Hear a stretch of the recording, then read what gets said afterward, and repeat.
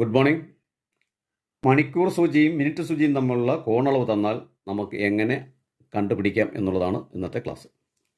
അപ്പോൾ അതിന് നമുക്കൊരു ടിപ്സ് എന്ന് പറയുന്നത്, അല്ലെങ്കിൽ എളുപ്പമാർഗം എന്ന് പറയുന്ന ഒരു ഇക്വേഷൻ എന്ന് പറയുന്നത് 60h മൈനസ് 11 മിനിറ്റ് ബൈ 2. അപ്പോൾ ഇതിന് നമുക്കൊരു എക്സാമ്പിൾ നോക്കാം.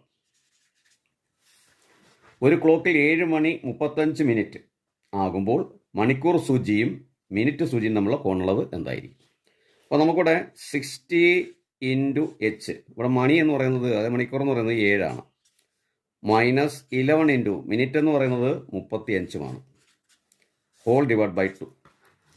അപ്പോൾ നമ്മൾ മൾട്ടിപ്ലൈ എടുക്കുമ്പോൾ 6 × 42 420 minus 15 × 35 5 5 3 8 3 whole divide by 2 is equal to